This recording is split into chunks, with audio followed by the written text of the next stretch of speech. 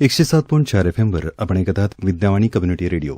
मित्रहो, प्रसारणात यानंतर आपण ऐकणार आहोत साप्ताहिक मालिका नवयुगाची ज्ञानमाला. गरजे मराठी ग्लोबल यांच्या सहकार्याने आपण ही कार्यक्रम मालिका विद्यावाणीवरून प्रसारित करीत आहोत.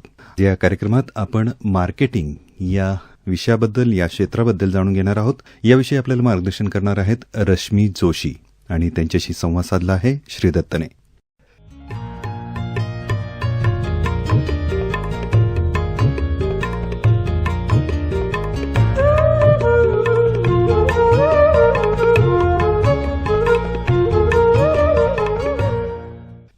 श्रोते हो, नमस्कार.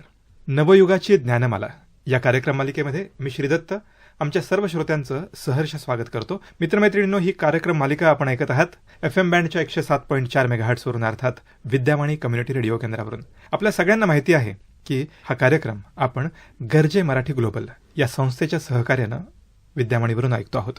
मित्रांनो आणि मैत्रिणींनो, अलीकडच्या काळामध्ये एक अतिशय वेगळी गोष्ट आपण व्यवसायामध्ये आणि व्यवसाय वृद्धी करत असताना पाहतो, ती म्हणजे मार्केटिंग. मार्केटिंग शिवाय आजच्या जगामध्ये कुठलाही व्यवसाय सुरू करणं, चालवणं आणि तो यशाच्या वरच्या पायरीपर्यंत नेणं नक्कीच अवघड आहे. मार्केटिंगच्या शिवाय कुठल्याही व्यवसायाची आजकाल आपण कल्पनाच करू शकत नाही. आणि म्हणूनच मार्केटिंगला, अर्थात विपणनाला आजच्या जगामध्ये खूप महत्त्व आहे. जे विद्यार्थी कॉमर्सला शिकत आहेत, जे MBA करतायत, BBA करतायत, त्यांना मार्केटिंगविषयी थोडं माहिती आहेच. पण इतर अनेक लोक आहेत ज्यांना मार्केटिंगविषयी अतिशय थोडं माहिती आहे. पण आज मार्केटिंगविषयी आणि त्यातल्या नवीन ट्रेंड्सविषयी, अलीकडच्या काळात मार्केटिंगने जग कसं व्यापलंय आणि त्याच्यामध्ये होणारे बदल काय काय आहेत, या सगळ्याविषयी आपण आज नवयुगाची ज्ञानमाला या कार्यक्रमात ऐकणार आहोत. आणि आज आपण तज्ज्ञ व्यक्ती म्हणून ज्यांना बोलवलेलं आहे त्या आहेत रश्मी जोशी. नमस्कार. नमस्कार आणि तुमचं खूप स्वागत आहे या कार्यक्रमाला. Thank you very much. मला विद्यावाणीच्या माध्यमातून तुमच्याशी आणि या ऑडियन्सशी इंटरॅक्ट करायला म्हणजे मी खूप एक्सायटेड आहे.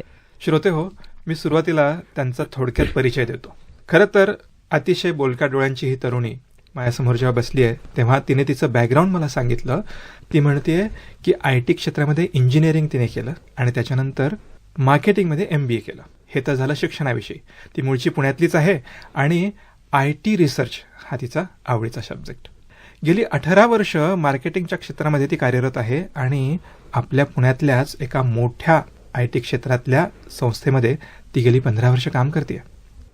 मार्केटिंगचा एवढा मोठा अनुभव असताना तिने या क्षेत्रामध्ये जे काही गेल्या 20 वर्षांमध्ये बदल झाले आणि ज्या पद्धतीनं मार्केटिंगचं क्षेत्र विस्तार होत गेला, त्याचा सगळ्याचा अनुभव तिने अतिशय जवळून घेतलेला आहे. खरं तर रश्मी, तुम्हाला वाचनाची खूप मोठी आवड आहे. अगदी अगदी. आणि मी असंही ऐकलंय की तुम्ही ऑटोबायोग्राफी जास्त वाचता. हो हो हो, अगदी. म्हणजे मला लोकांच्या गोष्टी, म्हणजे त्यांचं कशी सुरुवात झाली, काय स्ट्रगल होते, कारण आपण फक्त या सेलिब्रिटीजचं सक्सेस बघतो, पण त्याच्या मागे त्यांची एक खूप मोठी स्टोरी असते. तर ते काय आहे ते जाणून घ्यायची खूप क्युरिओसिटी असते. म्हणून ऑटोबायोग्राफीज माझं अगदी म्हणजे पर्सनल फेवरेट रिडिंगचं जॉनर आहे. अच्छा, तुम्ही इंजिनिअरिंग करत असताना IT मधून केलं होतं? हो, इंजिनिअरिंग IT मधनं केलं. आणि मग MBA पण त्याची पण एक स्पेशलाइज्ड फील्ड होती IT मार्केटिंगमध्ये.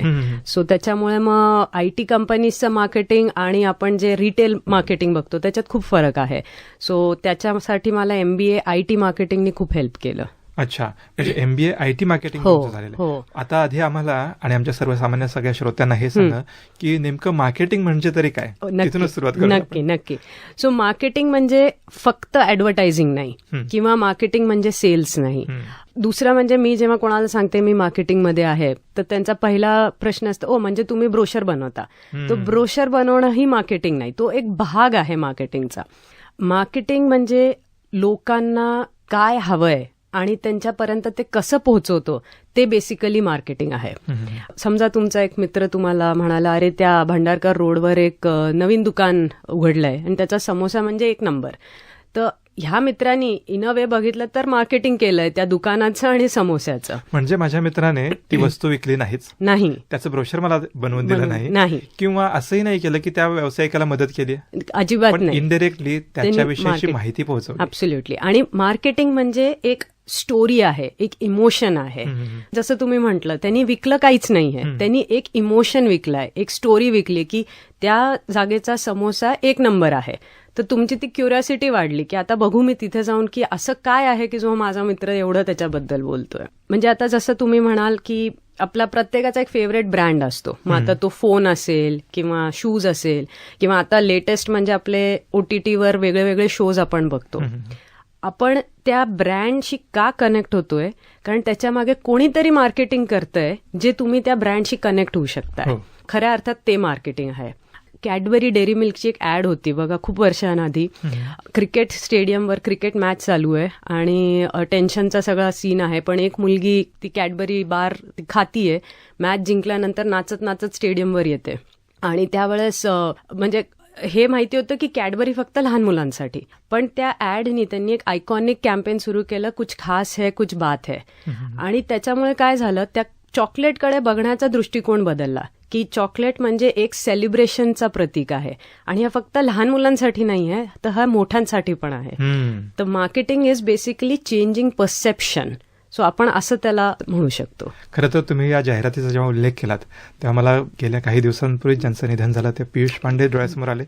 त्यांनी ही जाहिरात त्यांचीच ही ऍड होती. खरं म्हणजे कालपर्यंत मला असं वाटत होतं की ती एक जाहिरात आहे, पण जेव्हा तुम्ही सांगतात ना तेव्हा मला लक्षात आलं की एक संकल्पना होती की मोठ्यांनी देखील कॅडबरी खाणं योग्य आहे, ते खाऊ शकतात आणि ती सेलिब्रेशनची एक गोष्ट आहे. आणि मला वाटतं की मी लहानपणी ही जाहिरात पाहिलेली आहे आणि तेव्हापासूनच कॅडबरीच्या जाहिरातीमध्ये असा बदल झालेला दिसतोय की एक सेलिब्रेशनची एक गोष्ट आहे. बरोबर. आणि अलीकडच्या काळामध्ये आपण पाहतो आहोत की प्रत्येक सेलिब्रेशनला आपणच आपल्या घरामध्ये आपणच वापरतो. तर श्रोते हो, मार्केटिंग म्हणजे काय याच्याविषयी आताच रश्मी जोशींनी आपल्याला सांगितलं, एका उदाहरणासहित सांगितलं. पण खरं तर मार्केटिंग हा शब्द इतका छोटा पण नाही. मार्केटिंग खूप मोठा आहे. मार्केटिंगचे वेगळे प्रकार पण आहेत. त्यातल्या काही महत्वाच्या प्रकारांबद्दल आपल्या श्रोत्यांना सांगा. नक्की. सो मार्केटिंगचे 2 फंडामेंटल फॉर्म आहेत आणि त्याच्या अकॉर्डिंग आपला पूर्ण गेम प्लॅन चेंज होतो. एक म्हणजे B2B म्हणजे बिझनेस टू बिझनेस मार्केटिंग. अच्छा. दुसरा आहे B2C म्हणजे बिझनेस टू कन्झ्युमर मार्केटिंग. आता अजून नवीन नवीन फॉर्म्स आलेत की B2B2C म्हणजे बिझनेस टू कन्झ्युमर किंवा D2C डायरेक्ट टू कन्झ्युमर. पण आजसाठी आपण फक्त B2B आणि B2C वर फोकस करू. आणि ह्यांच्यामधला कोर डिफरन्स काय, तर B2C मार्केटिंगचा कस्टमर कोण आहे, म्हणजे तुम्ही आणि मी B2C मार्केटिंगचे कस्टमर्स आहोत. B2Bचा कस्टमर कोण आहे, तर एक कंपनी आहे, म्हणजे एक कंपनी दुसऱ्या कंपनीला विकते. अच्छा. आता ह्याचा समजा मला एक छोटासा एक्झाम्पल द्यायचा असेल, आपण एक वॉटर प्युरिफायरचं एक्झाम्पल घेऊ. B2C मार्केटिंग ह्याचं कसं होणार की एक व्यक्ती आपण बघू शकतो, एक ऍड मध्ये टीव्ही ऍड असेल किंवा इंस्टाग्रामवर असेल, तर ती व्यक्ती म्हणतीये की म्हणजे स्वच्छ पाणी तुमच्यासाठी आणि तुमच्या फॅमिलीच्या आरोग्यासाठी. आता ह्याच्यात त्यांनी कस्टमरचं परत इमोशन्स आणले की तुम्ही आणि तुमची फॅमिली आणि सुरक्षा, हे 3 गोष्टी त्यांनी आणले. आता B2B मार्केटिंग म्हणजे समजा हीच कंपनी एका दुसऱ्या कंपनीला विकत असेल, समजा आपण पुण्याच्या एका मॅन्युफॅक्चरिंग कंपनीला विकत असेल. सो त्यांचं मेसेजिंग चेंज होणार. ते म्हणतील की हा RO प्युरिफायर आहे, ह्याच्यामुळे तुमचा अॅन्युअल मेंटेनन्स कॉस्ट 30% कमी होणार. सो आता ह्याच्यात काय झालंय, त्यांनी कॉस्ट सेव्हिंग्सवर फोकस केला. प्रॉडक्ट तोच आहे, फक्त त्याचा टोन चेंज झालाय. म्हणजे एका B2B कंपनीसाठी डेटा ड्रिव्हन झालाय की 30% कमी होतोय, आणि एका B2C किंवा कस्टमरसाठी एक स्टोरी क्रिएट केली गेली की तुमच्यासाठी, तुमच्या फॅमिलीसाठी. तो हा एक बेसिक डिफरन्स आहे B2C आणि B2B मार्केटिंगमध्ये. फंडामेंटल सेम राहतील पण त्याचा बघण्याचा दृष्टिकोन बदलेला आहे. तुम्हाला कस्टमरच्या पॉइंट ऑफ व्ह्यूनी बघावं लागेल जेव्हा तुम्ही मेसेजिंग किंवा नरेटिव्ह क्रिएट कराल. तुम्ही अतिशय सोप्या भाषेमध्ये हे सांगितले. अनेक सारे MBAचे विद्यार्थी हे सगळं शिकत असतील, त्यांना देखील त्यांच्या शिक्षकांनी इतक्या सोप्या भाषेत सांगितलं असेल. पण माझ्या मनात एक वेगळा प्रश्न आला. मगाशी आपण परिचय करून देताना म्हणालो की आपण IT मार्केटिंगमध्ये MBA झालेला आहे. आता आम्हाला जी उदाहरणं तुम्ही सांगितली ती तर वस्तूंची होती. IT मध्ये असं कुठलं मार्केटिंग असतं, तुम्ही ज्या क्षेत्रामध्ये 13.5 वर्ष सलग काम करतात एका मोठ्या कंपनीमध्ये, तर नेमकं काय बरं असं असतं की इथं पण B2Bच असतं? हो, हे कम्प्लीट B2B मार्केटिंग आहे. म्हणजे जे आम्ही करतो किंवा IT कंपनीज मार्केट करतात, तर प्रत्येक IT कंपनीची कस्टमर्स वेगळे असतात. म्हणजे आता ते ग्लोबल कस्टमर्स असतात, त्यांचे रिक्वायरमेंट्स वेगळे असतील. म्हणजे IT क्षेत्रात म्हटल्यावर मग सगळं तुमचा डेटावर सर्व्हिसेस असतात, क्लाउडवर सर्व्हिसेस असतात, तर त्यांची मार्केटिंग करणं, की आता समजा तुमचा एक कुठला प्रॉडक्ट आहे जो क्लाउडवर आहे, तर त्याला ह्युमन इमोशन आणणं खूप डिफिकल्ट होणार. पण की हे क्लाउडवर तुमचं सर्व्हिस असल्यामुळे एवढी बचत होऊ शकते, इतका इन्फ्रास्ट्रक्चर कॉस्ट कमी होऊ शकतो, तो त्या टाईपचे मार्केटिंग B2B मार्केटिंगमध्ये येणार. अच्छा, खरं तर मार्केटिंगची गरज कुठल्या व्यवसायाला नाही असा एकही व्यवसाय नाही जिथे मार्केटिंगची गरज नाहीये. प्रत्येक व्यवसायाला मार्केटिंगची गरज आहेच. आणि आपण बघितलं तर इंडिव्हिज्युअली पण एक मार्केटियर आहोत, जरी कोणाकडे डिग्री असेल नसेल, पण आपण नाही म्हटलं तरी कुठल्या ना कुठल्या ब्रँडचा अँबॅसेडर बनतो. म्हणजे सांगू शकते की मी आता फक्त ह्या पर्टिक्युलर ब्रँडचेच शूज घेते किंवा हीच गाडी वापरते, म्हणजे मी चालता बोलता ब्रँड अँबॅसेडर आहे त्याची. खरं म्हणजे ही गोष्ट आपल्या संस्कृतीमध्ये पूर्वापार चालत आलेलीच आहे. हो, परंपरागत जर आपण पाहिलं तर मी माझं सांगतो, माझ्या घरामध्ये सोनाराची जी काही पेढी आहे ती गेली अनेक वर्ष, म्हणजे आजोबांपासून तीच आहे. हो हो. तसंच काही किराणा मालाची दुकान आहेत ज्या काही घरांमध्ये ते सलग चालू. जोपर्यंत मॉल्स आले नव्हते तेव्हा आपल्या आधीच्या पिढीने मात्र असंच पाहिलं की एकाच दुकानाशी, एकाच व्यक्तीशी, एका छोट्याशा दुकानदाराशी जोडलं जाणं. तिथं मात्र मार्केटिंग करताना असताना घरातल्या घरात होत होतं. व्यवसाय वाढत गेला, शहरं मोठी होत गेली, त्या मार्केटिंग खूप वेगळ्या पातळीवरती गेलेलं आहे. गेल्या 20 वर्षामध्ये मार्केटिंगमध्ये खूप सारे बदल घडले. हो. आणि हे बदल घडत असताना मार्केटिंग मधल्या छोट्या छोट्या काम आहेत, सब फंक्शन, त्यांचाही विस्तार झालेला आहे. कारण पूर्वी मार्केटिंग जसं मी म्हणाल तसं फक्त घरातल्या घरात व्यक्तीच्या माध्यमातून होत होतं, किंवा एखाद्या दुकानाचं नाव मला माहिती आहे, काकाने मामाने सांगितलं तर होत होतं. आता तसं नाही राहिलं. खरं. मार्केटिंगसाठी आता खूप डिजिटल उपकरणं म्हणूयात, वेगळी माध्यम आलेली आहेत, त्यांच्याविषयी काय? अगदी. तर मार्केटिंगचं आपण कसं म्हणू शकतो की हे खऱ्या अर्थाने क्रिकेट टीम सारखं आहे. प्रत्येक रोल एक म्हणजे एक स्पेशलाइज्ड रोल आहे. जसं क्रिकेट टीम मध्ये एक विकेट किपर आहे, एक बॅटर आहे, एक बॉलर आहे, पण त्यांचं गोल सगळ्यांचं काय आहे? मॅच जिंकणं. तसंच मार्केटिंगचा गोल आहे ऑडियन्सला जिंकणं. आणि त्या ऑडियन्स पर्यंत पोहोचण्यासाठी किंवा त्यांना जिंकण्यासाठी आपण म्हणू शकतो एक व्हॅल्यू चेन आहे. तर ती व्हॅल्यू चेन कशी आहे? सर्वात पहिले आपण कुठलाही प्रॉडक्ट लॉन्च करत असू, आता हा प्रॉडक्ट असेल किंवा सर्व्हिस असेल, सर्वात पहिले तुम्हाला मार्केट रिसर्च करावा लागतं. म्हणजे हा एक डिटेक्टिव्ह सारखा रोल आहे की कस्टमरला काय हवंय, त्याची काय रिक्वायरमेंट आहे, त्याच्या अकॉर्डिंग आपण पूर्ण रिसर्च करतो. मग आता हेही म्हणजे ग्लोबल लेवलवर गेलं तर इंडियातल्या कस्टमर्सची रिक्वायरमेंट वेगळी आहे, युरोपच्या कस्टमर्सची रिक्वायरमेंट वेगळी आहे. तर हे सगळं म्हणजे डिटेक्टिव्ह सारखं काम करून आणि त्याला सर्व्हेवरनं कलेक्ट करणं आणि मग त्याला अॅनलाइज करणं. तर हा एक पार्ट झाला मार्केट रिसर्चचा. कारण ह्याच्यानंतर मग तुम्हाला कळेल की तुमचा मार्केटिंगचा मेसेज काय असला पाहिजे किंवा टोन काय असला पाहिजे. आता समजा तुमचा प्रॉडक्ट असा आहे की जो थंडीसाठी जास्त उपयोगी आहे, मग होऊ शकतं नॉर्थ इंडियासाठी तुमचा मेसेज वेगळा राहणार आणि तोच जिथे खूप थंडी नाहीये त्याच्यासाठी मेसेज वेगळा राहणार. सो तो तुमचा मार्केट रिसर्चचा पार्ट आहे, तिथनं डेटा मिळतो. मग दुसरं येतो प्रॉडक्ट मार्केटिंग.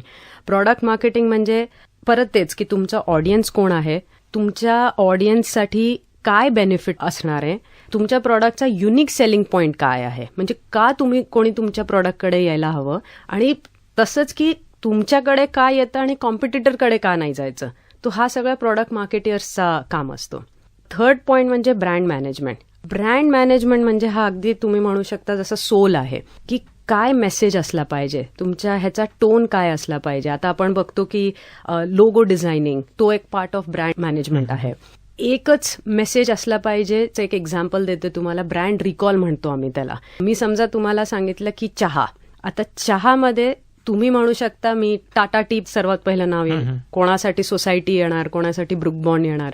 तर चहा ह्या प्रॉडक्टसाठी कुठला ब्रँड सर्वात पहिले लोक आयडेंटिफाय करतात किंवा रिकॉल करतात, त्याच्यासाठी एक मेसेजिंग असली पाहिजे, एक प्रॉपर मेसेज असला पाहिजे. तो त्या ब्रँड मॅनेजमेंट टीमचा आहे.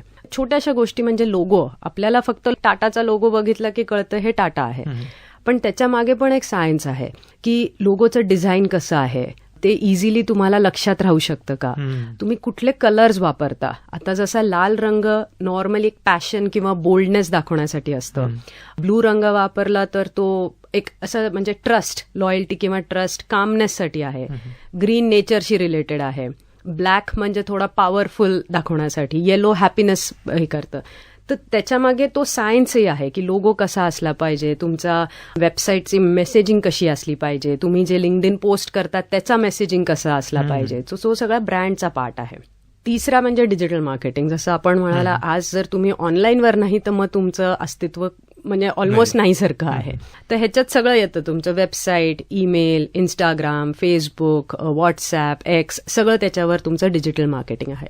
एक नवीन प्रकार डिजिटल मार्केटिंगमध्ये आपण म्हणू शकतो म्हणजे इन्फ्लुएन्सर मार्केटिंग.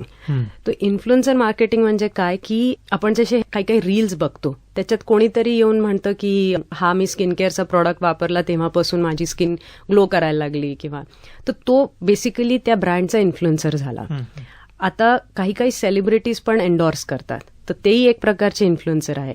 पण जसं जग पुढे प्रोग्रेस करतंय, फक्त सेलिब्रिटीज नाही राहिले, आता तुम्ही मी पण इन्फ्लुएन्सर बनू शकतो. सो त्यांना मायक्रो इन्फ्लुएन्सर जसं म्हटलं जातं. चौथा पार्ट म्हणू शकतो कॉन्टेंट अँड कम्युनिकेशन. कॉन्टेंट म्हणजे जर कॉन्टेंट नसेल तर मार्केटिंग काहीच नाही करू शकत. तर कॉन्टेंट तुमचा वेबसाईटवरचा असो किंवा ब्रोशर असेल किंवा लिंक्डइनवर काही टाकायचं असेल, त्याच्यासाठी कॉन्टेंट हवंच आहे. कम्युनिकेशन म्हणजे आता हे जसं प्रेस रिलीज म्हणतो आपण, जसं काही एक नवीन प्रॉडक्ट आला तर त्याच्यासाठी न्यूजच्या माध्यमातून, म्हणजे ते ऑनलाईन असू शकतं किंवा ऑफलाईन, टीव्ही असू शकतं किंवा न्यूजपेपरवर असू शकतं, किंवा कधी कधी काही गडबड झाली आहे तर तेही सांगण्यासाठी एक PR ची टीम वेगळी असते जे ते सॉर्ट करते, क्रायसिस कम्युनिकेशन. अजून एक प्रकार आहे म्हणजे इव्हेंट्स मार्केटिंग. तर इव्हेंट्स मार्केटिंग म्हणजे काय, आता जसं कॉलेजमध्ये काही फंक्शन होतात किंवा आपली जत्रामध्ये लोक स्टॉल्स लावतात. आता IT कंपनीसाठी हे स्टॉल्स खूप मोठे असतात, पण हे आता जसे आपण छोटे छोटे लोकल इथे जाऊन बघतो तर जत्रा, कोणी बिस्किट विकतंय, कोणी आर्टिफिशियल ज्वेलरी विकतंय.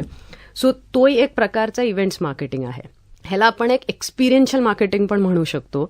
म्हणजे कसं, तुम्ही समजा एका मॉलमध्ये गेलाय आणि त्यांनी तुम्हाला रिबॉकचे शूज दिले की फिटनेस चॅलेंज बघा, किंवा तुम्हाला गेमिंग कन्सोलवर खेळायलाच काही सांगितलंय, तर त्याच्यात तुम्ही एक मेमरी फॉर्म करता, एक एक्सपिरियन्स मिळतो. तर ते तुम्ही बाहेरून सांगाल की अरे मी रेबॉकचे शूज घातले तेव्हा मला तो बाउन्सी इफेक्ट आला, आता मी रेबॉकच घेणार पुढच्या वेळेसपासून. सो तो एक एक्सपिरियन्शियल मार्केटिंग किंवा इव्हेंट्स मार्केटिंगचा एक भाग आहे. तर हे असे वेगळे वेगळे सब फंक्शन्स आहे मार्केटिंगमध्ये, म्हणजे जे व्हॅल्यू चेन आपण म्हणू, जे रिसर्च पासून ते फायनली एक्झिक्युशन पर्यंत, हे असे वेगळ्या वेगळ्या फंक्शन्स जेव्हा बरोबर येतात तेव्हा तो एक कॅम्पेन खरा लाईव्ह होतो. श्रोते हो, रश्मी जोशी आपल्याला मार्केटिंग आणि त्यातल्या अनेक साऱ्या गोष्टींबद्दल माहिती देत आहेत. गरजे मराठी ग्लोबलच्या माध्यमातून नवयुगाची ज्ञानमाला या कार्यक्रम मालिकेमध्ये आपण त्यांच्याशी चर्चा करतो आहोत. त्यांचा जवळजवळ 18पेक्षा अधिक वर्षांचा IT मार्केटिंगचा जो एक्सपिरियन्स आहे त्यांच्या बोलण्यात दिसतोय. तुमच्याशी बोलत असताना वेळ कसा पुढे चाललाय हे लक्षात येत नाही, पण मला अजूनही काही प्रश्न आहेत, त्याच्याविषयी तुमच्याकडून जाणून घ्यायचंय. पण मला जाता जाता एक छोटासा प्रश्न असा आहे की अलीकडच्या काळामध्ये जेव्हा मार्केटिंगचं क्षेत्र जास्त विस्तारतंय तेव्हा असे कोणते करिअर ऑप्शन्स विद्यार्थ्यांसाठी अवेलेबल आहेत ते आपण आपल्या श्रोत्यांना जरूर सांगूयात. डेफिनेटली. तर आता मी हे जे तुम्हाला फंक्शन सांगितलेत सगळे, म्हणजे रिसर्च पासून ते एक्झिक्युशन पर्यंत, प्रत्येक ह्याच्यात तो एक इंडिपेंडेंट रोल असू शकतो. जसा मार्केट रिसर्च कोणी करत असेल तर तो एक मार्केट रिसर्चर म्हणून एक रोल आहे, किंवा मार्केट अनालिस्ट रोल आहे. प्रॉडक्टसाठी असेल तर प्रॉडक्ट मार्केटिंग मॅनेजर आहे, ब्रँड मार्केटिंग स्पेशलिस्ट आहे, किंवा डिजिटल मार्केटिंग स्पेशलिस्ट आहे. कॉन्टेंटसाठी आपल्याकडे कॉन्टेंट रायटर्स असतात, किंवा PR साठी मीडिया स्पेशलिस्ट, किंवा तुम्ही म्हणू शकता सोशल मीडिया मार्केटियर. तर हे वेगळे वेगळे रोल्स आहेत. एक अजून एक रोल असतो तो म्हणजे मार्केटिंग स्ट्रॅटेजिस्टचा. आता हा खूप एक इम्पॉर्टंट रोल आहे. म्हणजे ह्याच्यात कसा, तो एक तुम्ही समजू शकता की हा रोल एक आर्किटेक्टचं काम करतो. हा रोल इम्पॉर्टंट आहे from market research to final execution. हा सगळं तो एकत्र हा रोल आणतो. तर करिअर ऑप्शन्स पॉईंट ऑफ व्ह्यूनी बघितलं गेलं तर तुमचा इंटरेस्ट ह्याच्यातल्या कुठल्या रोलमध्ये आहे. कारण काही जण रिसर्चमध्ये एक्सपर्ट असतात, सो त्यांनी मग त्या मार्केट रिसर्चच्या रोलसाठी अप्लाय करायला हवं. काही जण डिजिटलमध्ये खूप स्ट्रॉंग आहेत, तर त्यांना माहिती आहे की वेबसाईटवर काय गोष्ट कोणाला कशी क्लिक करणार. किंवा काही जण खूप छान लिहितात, म्हणजे स्टुडंट्स आपले काही काही जे आम्ही पण बघतो ते कॉलेज किंवा शाळेच्या वेळेपासून स्टोरीज लिहायचे. ह्या लोकांनी तर कॉन्टेंटमध्ये जायलाच हवं, कारण ते इझिली कनेक्ट करू शकतात क्रिएटिव्हली. मग एक डिझायनर्स असतात, कारण जसं मी ते लोगोचं एक्सप्लेन करत होते, जोपर्यंत तुमचा तो डिझायनिंगचा ऍप्टिट्यूड नसेल तोपर्यंत तुम्ही काही डिझाईन नाही करू शकत. तर लोगो डिझायनिंग म्हणा, किंवा ब्रोशर डिझायनिंग, किंवा बॅनर डिझायनिंग, तर कुठले कलर्स, कसं दिसेल, ते सगळ्यासाठी एक क्रिएटिव्ह डिझायनरची पण गरज असते. हे असे वेगळे वेगळे रोल्स विद इन मार्केटिंग आहेत. तुम्हाला जेव्हा कळतो की कुठला काय इंटरेस्ट आहे तुमचा, सो त्या अकॉर्डिंग तुम्ही तो सिलेक्ट करू शकता.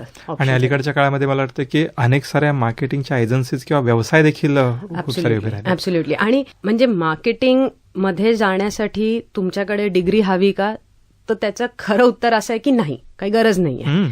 कारण जर तुम्हाला कस्टमरचा पल्स ओळखता येत असेल तर तुम्ही मार्केटर बनू शकता.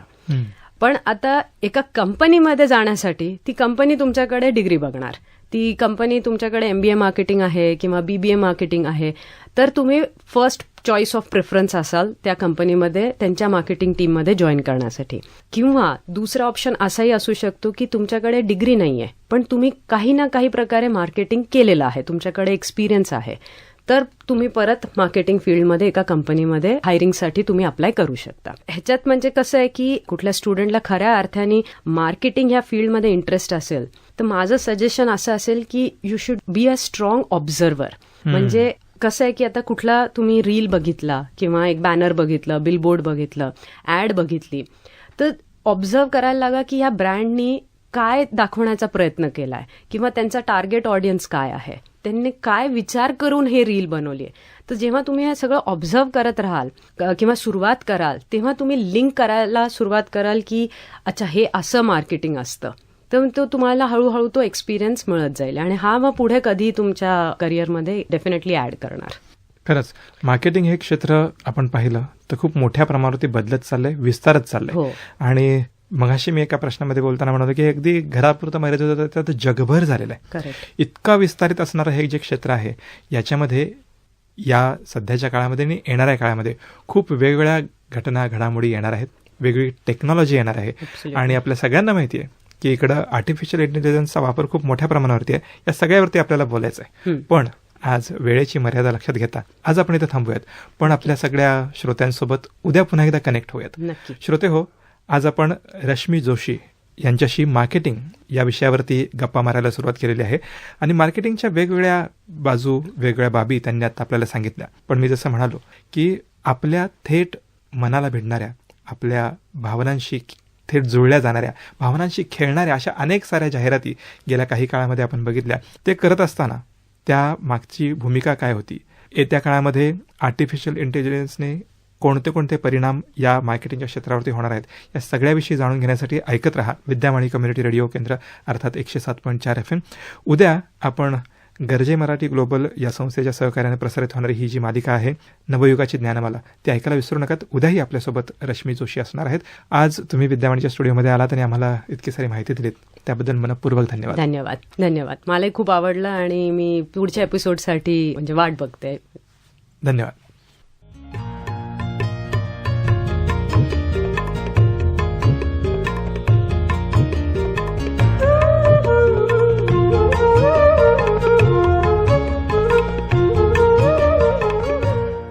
मित्रहो, आताच आपण मार्केटिंग या विषयावरील रश्मी जोशी यांची मुलाखत ऐकली. त्यांच्याशी संवाद साधला होता श्रीदत्तने. मित्रहो, आज या मुलाखतीचा भाग पहिला आपण ऐकलात. नवयुगाची ज्ञानमाला या कार्यक्रम मालिकेअंतर्गत हा कार्यक्रम गरजे मराठी ग्लोबल यांच्या सहकार्याने विद्यावाणीवरून प्रसारित करण्यात आला. मित्रहो, या कार्यक्रमाविषयी आपल्या प्रतिक्रिया आपण आम्हाला 744-722-1074 अर्थातच 7447221074 या क्रमांकावर अथवा vidyawani.fm@gmail.com या मेल आयडीवर कळू शकता. ऐकत रहा विद्यावाणी 107.4 FM, आपला आवाज आपला रेडिओ. 107.4 FM वर तुम्ही ऐकत आहात विद्यावाणी कम्युनिटी रेडिओ. मित्रो, प्रसारणात यानंतर आपण ऐकणार आहोत कार्यक्रम नवयुगाची ज्ञानमाला. गरजे मराठी ग्लोबल यांच्या सहकार्याने आपण हा कार्यक्रम प्रसारित करीत आहोत. मित्रांनो, आपण त्यांच्याकडून मार्केटिंगमधले नवीन ट्रेंड्स, संधी आणि आवश्यक कौशल्य याविषयी माहिती करून घेणार आहोत. त्यांच्याशी या विषयावर संवाद साधतोय श्रीदत्त. ऐकूयात कार्यक्रम नवयुगाची ज्ञानमाला.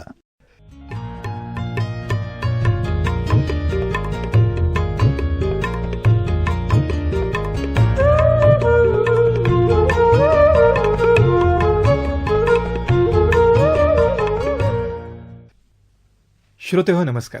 विद्यावाणी कम्युनिटी रेडिओ केंद्र अर्थात 107.4 FM वर मी श्रीदत्त आमच्या सर्व श्रोत्यांचं सहर्ष स्वागत करतो या मालिकेमध्ये, जिचं नाव आहे नवयुगाची ज्ञानमाला.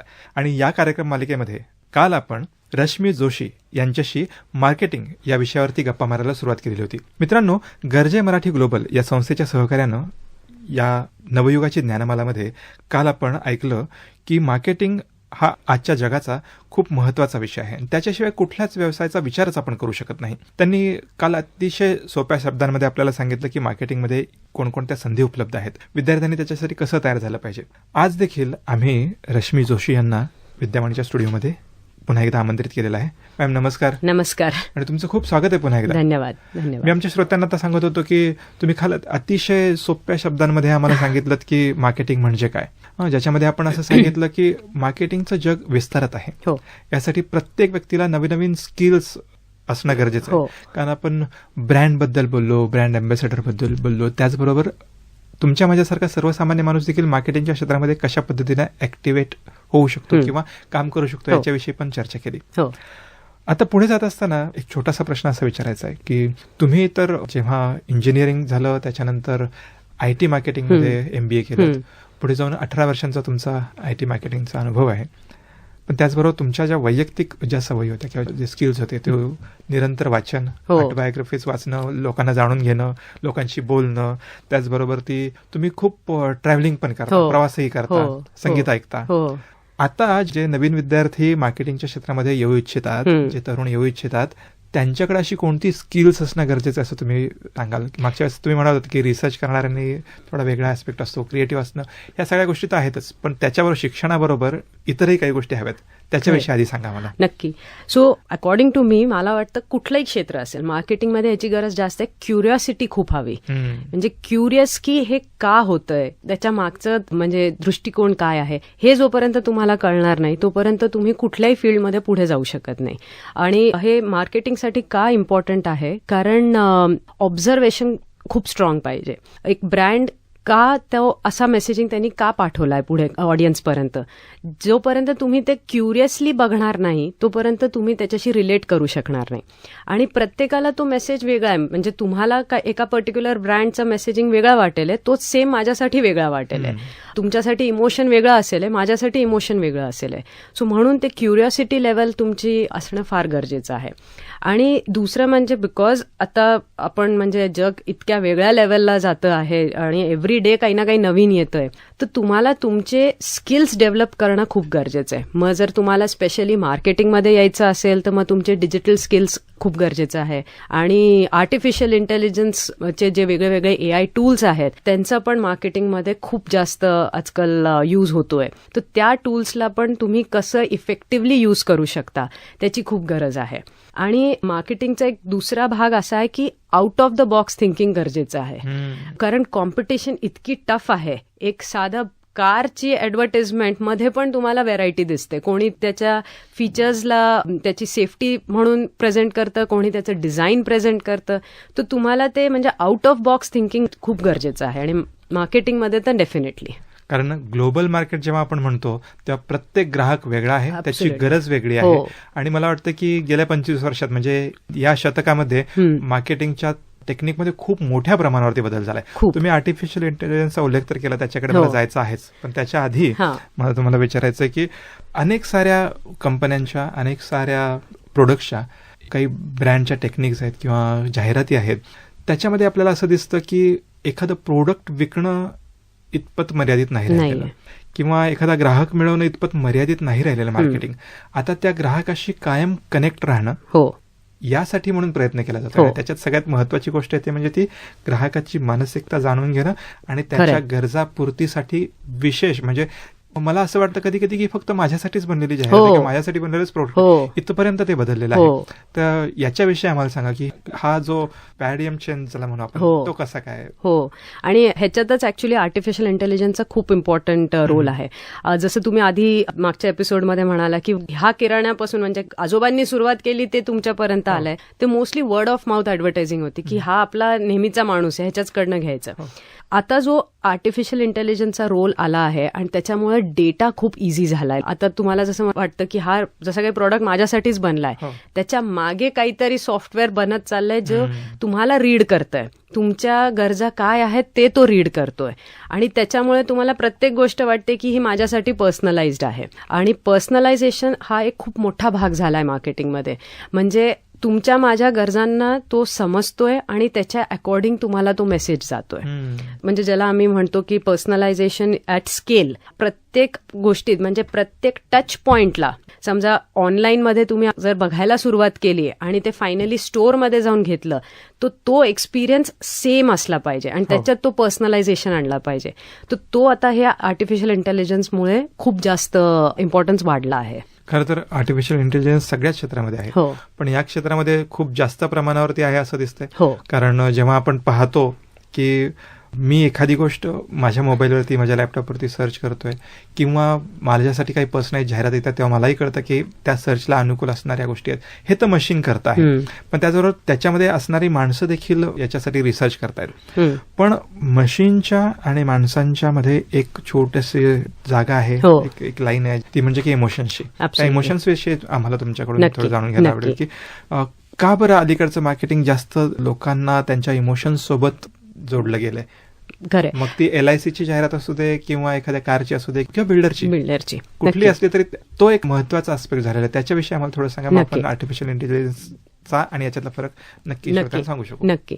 तर आता आधी कसं होतं, मार्केटिंग सगळं गेसवर्क होतं की ह्या लोकांना काय आवडणार, त्यांच्या गरजा काय, आणि त्याच्या अकॉर्डिंग सगळं मार्केटिंग मेसेजेस बनायचे. जसं मी म्हणत होते की AIच्या मुळे डेटा कलेक्ट होतोय बॅकग्राऊंडमध्ये. आता तुम्ही साधं एका वेबसाईटवर समजा घड्याळ बघितलं आणि ते घड्याळ बघताय तर सारखं तुम्हाला घड्याळाचीच ऍड्स येत राहतील आणि तुम्हालाही वाटेल की आता हे किती वेळा, म्हणजे कधी कधी तर व्हॉइसमुळे पण जर तुम्ही कोणाशी बोलताय तुमचा मोबाईल ते पण ऐकतोय आणि सडनली तुम्हाला घड्याळांची ऍड्स दिसायला सुरुवात होईल. हे सगळं त्या बॅकग्राऊंडमध्ये आर्टिफिशियल इंटेलिजन्समुळे हे सगळं तुम्हाला पिकअप होतंय. पण AIनी काय केलंय, मार्केटिंगला फास्ट केलंय, स्मार्ट केलंय.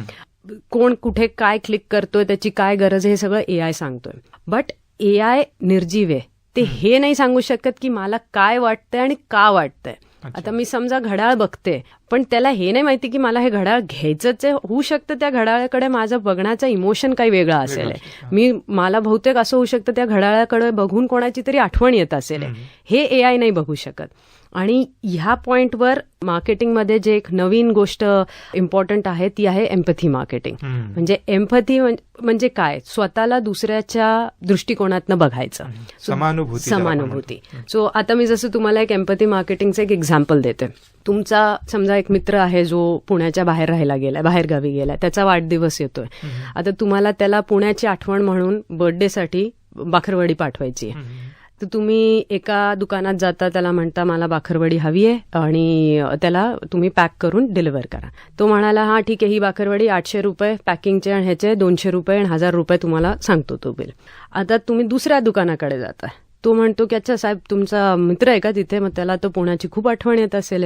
मग एक काम करू, आपण बाकरवडी व्हॅक्युम सील्डमध्ये पाठवू, म्हणजे काय होणार, बाकरवडी तुटणार नाही. आणि असं करायचं का की आपण तुमच्या मित्राला पुण्याची आठवण म्हणून एक शनिवार वाड्याचा पोस्टकार्ड पाठवू, त्याच्या मागे तुमचा मेसेज लिहू आणि तुम्हाला मी व्हॉट्सअपवर पाठवतो की कधी पोहोचेल काय सगळं पाठवतो.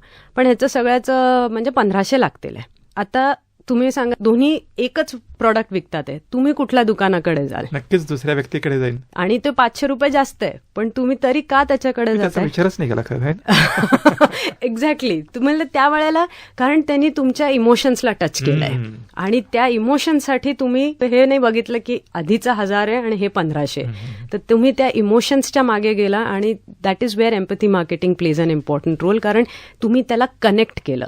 आणि आता सेम तुमचा मित्र जेव्हा त्याला बाकरवडी सील्ड ह्याच्यात मिळणार, शनिवार वाड्याचा पोस्ट कार्ड मिळालंय, तर तो पूर्ण परत पुण्याच्या म्हणजे आठवणीत गुंतून जाईल. तर त्याच्यासाठी पण एक मेमरी बनली आहे ती. ते एम्पथी मार्केटिंगचा हा रोल आहे की तुमची मेमरी किंवा इमोशन्स बरोबर कनेक्ट करणं. खरं म्हणजे ही खूप महत्वाची गोष्ट अलीकडच्या काळात आपण पाहतो. एम्पथी मार्केटिंग हेच आजच्या काळाचं मला वाटतं की गणित झालेलं आहे. तोच एक सगळ्यात मोठा बीज असणारा मार्केटिंग मधला. कारण प्रत्येक व्यक्तीला त्या प्रोडक्टविषयी अटॅचमेंट आली पाहिजे हो. आणि अशा पद्धतीची जर सेवा मिळाली हो. तर खूप महत्वाची गोष्ट मिळेल. पण एम्पॅथी मार्केटिंगचं जे महत्व आहे ते तुम्ही सांगतात, पण त्याच्यामधल्या वेगवेगळ्या आणखीन ऍस्पेक्ट्स आपल्याला जाणून घ्यायचे आहेत, तर त्याच्याविषयी काय सांगा? हो, नक्की. म्हणजे एम्पथीला अजून आपण असं म्हणू शकतो, it's not about selling, it's about compassion. आणि बेसिक एलिमेंट्स बघितलं गेलं तर एम्पथीचे राहतात तसंच, जे आधीचं आपण मागच्या एपिसोडमध्ये सांगितलं की सर्वात पहिले म्हणजे कस्टमर अंडरस्टँडिंग. तुमच्या कस्टमरमध्ये कोण काय टार्गेट आहे, पण ह्याच्यात म्हणजे त्याचे चॅलेंजेस किंवा त्याचे इमोशन समजून घेणं, म्हणजे त्याच्या अकॉर्डिंग तुमचा मेसेज किंवा एक्सपिरियन्स डिझाईन होतो.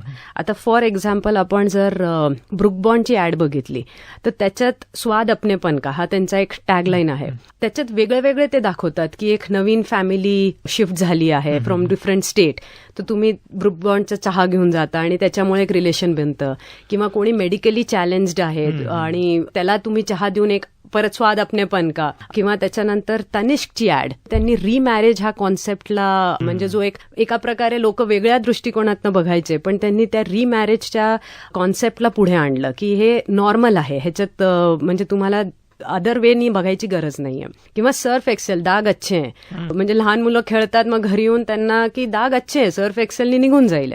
सो हे त्या कस्टमर अंडरस्टँडिंग आणि त्या एम्पॅथेटिकली मेसेज पास ऑन करणं हे खूप इम्पॉर्टंट आहे एम्पॅथी मार्केटिंगचा एक एलिमेंट म्हणून. दुसरा म्हणजे स्टोरी टेलिंग. सो आधी पण मार्केटिंगमध्ये स्टोरी टेलिंग इम्पॉर्टंट होता, आज तर अजून गरज झाली आहे, कारण स्टोरीज विकल्या जातात प्रॉडक्टपेक्षा स्टोरीज. त्याच्या मागे कुठल्याही प्रॉडक्टची हिस्ट्री काय आहे आणि तो का आज मार्केटमध्ये आहे, त्याच्यासाठी स्टोरी टेलर्स हा एक वेगळा प्रोफेशन झाला आहे. So story telling is important. Third आपण म्हणू शकतो पर्पज ड्रिव्हन मेसेजिंग. माझा एक पर्सनल फेवरेट एक्झाम्पल असा आहे की झोमॅटोनी कोविडच्या वेळेला, आपण झोमॅटोचे खूप ऍड्स बघतो, मेल्स पण येतात आणि खूप क्रिएटिव्ह आहे त्यांचे, पण कोविडच्या वेळेला त्यांचा एक मेसेज असा आला होता की we are here for you when you need us. आता ह्याच्यात त्यांनी काही प्रमोट नाही केलंय, पण त्यांनी एक तो कॉन्फिडन्स दिलाय की, म्हणजे जेव्हा कोविडमध्ये लोक सगळे आपल्या फॅमिलीपासून दूर झाली होती, पण त्यांनी एक कॉन्फिडन्स दिला की आम्ही आहोत तुमच्यासाठी. त्याच्यात काहीच प्रमोट नाही केलं त्यांनी, फक्त तो एक पर्पस त्यांनी पुढे आणला. किंवा दुसरं आहे तुमचा अमूलच्या ऍड्स. आपण सगळे त्या ऍड्सला रिलेट करू शकतो. जर तुमच्या क्रिकेटच्या वर्ल्ड कप जिंकला असाल किंवा इलेक्शनमध्ये कोणी जिंकला असेल किंवा दिवाळी सेलिब्रेशन असेल किंवा कुठलंही सेलिब्रेशन असेल, ते ऍड्स बरोबर ते एकदम एक विटी असतात, त्याच्यात एक सोशल मेसेज आहे आणि परत लोक रिलेट करतात. आणि शॉर्ट एकदम सिम्पल ऍड आहे आणि त्यांची ती जो अमूलचा कॅरेक्टर आहे तो पण सगळ्या इझिली रेकग्नाइज करू शकतो. सो एक पर्पज ड्रिव्हन मेसेजिंग. तर हे सगळे म्हणजे एक इम्पॉर्टंट एलिमेंट्स ऑफ मार्केटिंग आहे, एम्पॅथी मार्केटिंग आहे. म्हणजे त्याला जर मी अगदी सिम्पल ह्याच्यात सांगितलं तर listen before you speak, feel before you sell आणि serve before you look for profit. परत एकदा सांगत आपल्या श्रोत्यांसाठी, listen before you speak, feel before you sell आणि serve before you see profit. That is empathy marketing.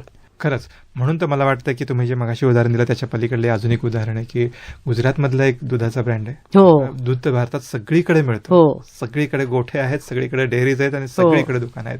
तरी देखील गुजरातमधलं दूध अगदी हिमालयापर्यंत आणि अगदी समुद्रापर्यंत, अगदी तामिळनाडूच्या इथं सगळीकडे पोहोचलेलं आहे. याचं कारणच हे आहे की त्यांनी त्याच्यासोबत एक वेगळी गोष्ट ऍड केली, ते म्हणजे की अमूल दूध पिता है इंडिया. आणि देशप्रेमाची भावना सगळीकडे, अनेक सारे प्रोडक्ट्स आहेत की देशप्रेमाची भावना घेऊन आपल्यापर्यंत पोहोचतात. पण मग हे जर जेव्हा आपण पाहतो की एम्पॅथी मार्केटिंग हा एक वेगळा विषय आहे, तर याच्यासाठी पुन्हा आपल्याला काही नवीन स्किल्स असण्याची गरज आहे का, किंवा याच्यासाठी आपण काही वेगळं करण्याची गरज आहे का, जेणेकरून आपण ब्रँडिंग तर होतच आहे, शिवाय त्याचबरोबर जोडून एक दुसरा छोटासा प्रश्न विचारायचा की एम्पॅथी मार्केटिंगमध्ये आपले आयडल्स, सिनेची सृष्टीतले असो किंवा क्रिकेटमधले इतर कोणी, त्यांचा कसा वापर केला जातोय? तर एम्पॅथी मार्केटिंग म्हणजे बेस तुमचा मार्केटिंगच राहणार आहे. त्याच्यात म्हणजे जे आपण आधी डिस्कस केलं तसंच राहणार आहे. ह्याच्यात फक्त एक तुम्ही कम्पॅशन ऍड करणं गरजेचं आहे. सो त्याच्यामुळे म्हणजे ते फील करणं गरजेचं आहे की आपण हे का करतोय.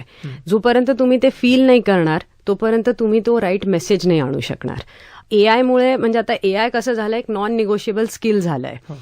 जसं एआयचं एक एक्झाम्पल आता डिझायनर्स फॉर एक्झाम्पल जर द्यायचं असेल तर असे वेगळे वेगळे टूल्स आलेत की आता मी समजा एका बीचवर एक सॉफ्ट ड्रिंकचा कॅन घेऊन बसले. आता मी बीचवर बसले, 1-2 मिनिटात मी तो शिफ्ट करू शकते की मी आता एका मीटिंग रूममध्ये तोच सॉफ्ट कॅन घेऊन बसले.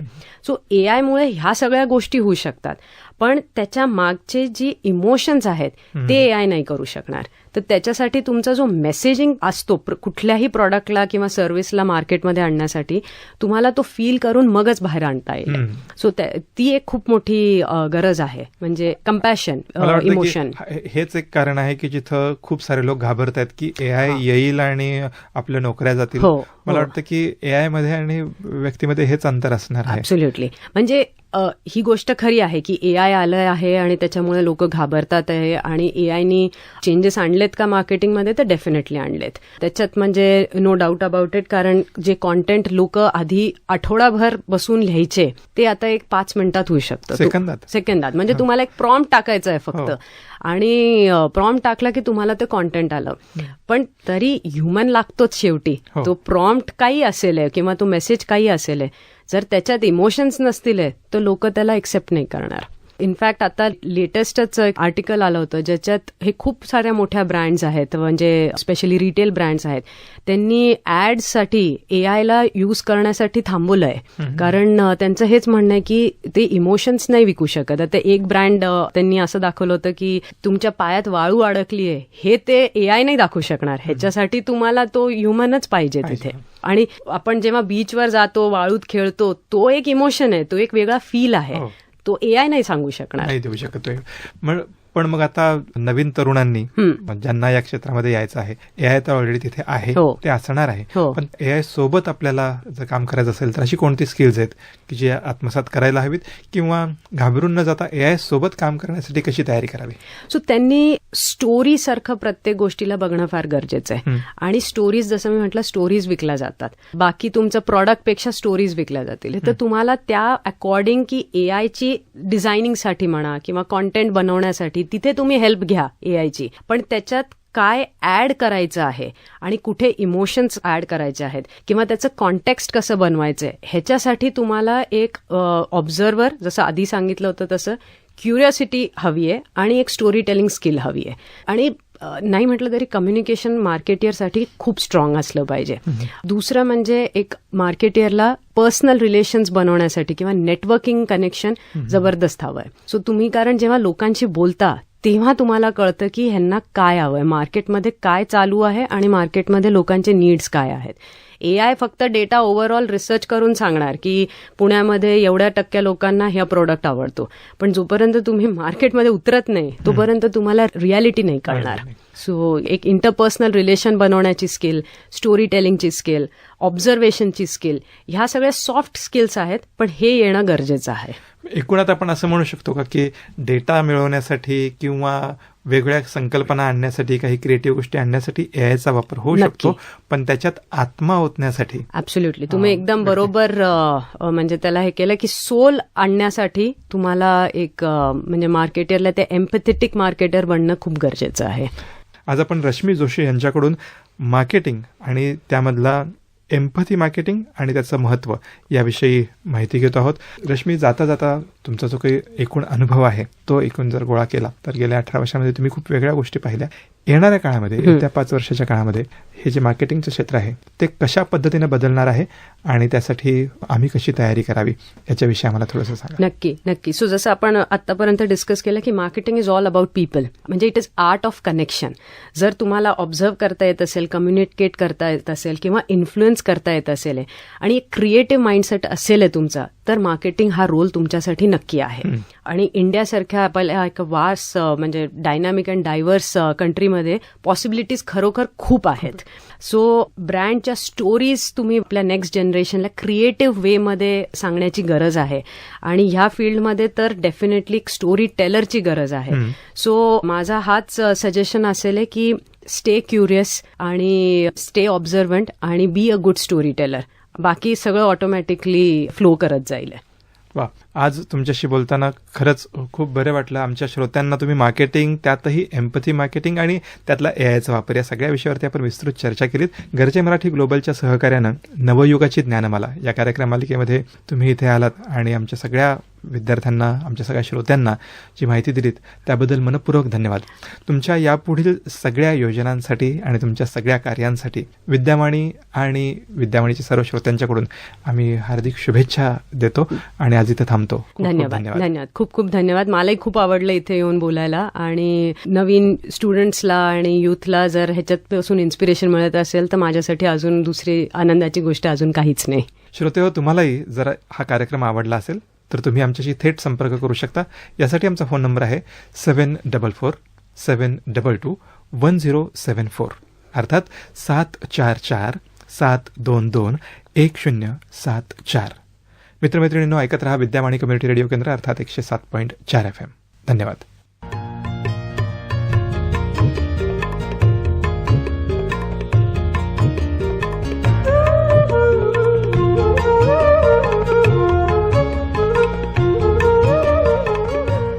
मित्रहो, आताच आपण मार्केटिंग या क्षेत्रातील नवीन ट्रेंड्स, आव्हाने, संधी आणि आवश्यक कौशल्य याविषयी जाणून घेतल्यात रश्मी जोशी यांच्याकडून. त्यांच्याशी या विषयावर संवाद साधला होता श्रीदत्तने.